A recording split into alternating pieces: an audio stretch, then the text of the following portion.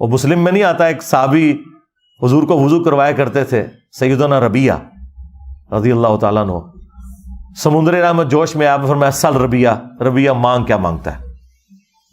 اور انہوں نے تیاری کر کے بیٹھے تھے، ان کا یا رسول اللہ جنت میں آپ کا پڑوس مانگتا ہوں۔ میرے خیال اس سے بڑی کوئی دعا ہو ہی نہیں سکتی تھی، ایک دعا اس سے بڑی ہے وہ پوری نہیں ہو سکتی کہ اے اللہ مجھے پیغمبر بنا دے، یا رسول اللہ آپ اللہ سے سفارش کریں اور میں پیغمبر بن جاؤں۔ یہ سب سے بڑی کوئی دنیا میں کسی کی ڈگری ہو سکتی ہے نا، تو یہ ہے کہ وہ اللہ کا پیغمبر ہو۔ اس کے بعد اگر کوئی ڈگری ہے اس کائنات میں تو یہ ہے کہ وہ اللہ کے نبی علیہ السلام کا پڑوسی بن جائے جنت میں۔ اگر آپ کے علم میں اس سے بڑی کوئی ڈگری ہے تو مجھے بتا دیں۔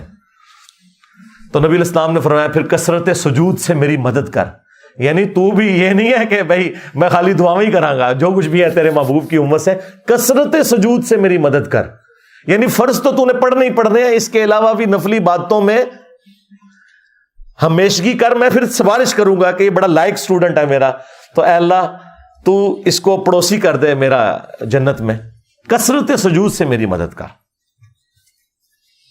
اس پہ میں پھر اکثر بولا کرتا ہوں کہ ہم ربیہ والا عقیدہ رکھتے ہیں کہ ہمیں نبی علیہ السلام کا جنت میں پڑوس چاہیے، اور یہ صوفیوں کے ماننے والے ان کے عقیدے رابعہ والے ہیں۔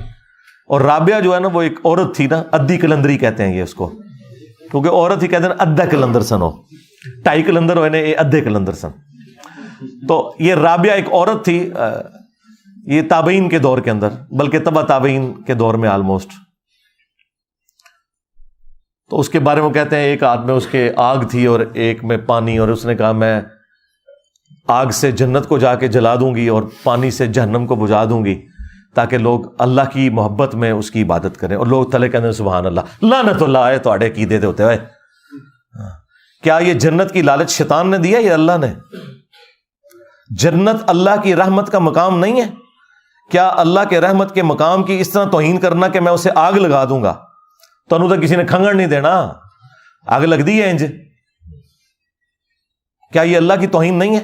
جہنم کا ڈر کیا اللہ اور اس کے رسول نے نہیں سنایا؟ کیا اس بات کے اوپر ٹونٹ کی جا سکتی ہے؟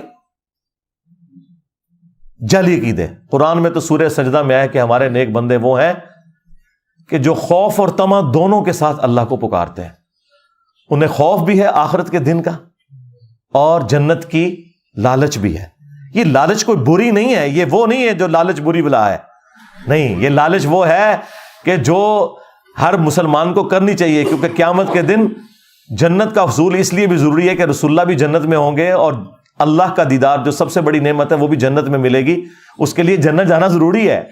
ہاں، یہ تو اسی طریقے سے ہے کوئی شخص کہے کہ یا اللہ میں ڈائریکٹ تیرے ساتھ ہوتا ہوں، مجھے کسی پیغمبر کی ضرورت نہیں، نعوذ باللہ، تو ہم اسے کہیں گے نہیں، اللہ نے اپنے تک پہنچنے کا ذریعہ، وسیلہ، توسل، واسطہ پیغمبروں کو بنایا۔ جو بندہ پیغمبر کے بغیر اللہ تک پہنچے گا وہ اللہ تک نہیں پہنچے گا، کیونکہ اللہ نے خود اڈاپٹ کیا نا۔ اللہ چاہتا تو پیغمبروں کے بغیر بھی کر سکتا تھا، اللہ تو پیغمبروں کا محتاج نہیں ہے۔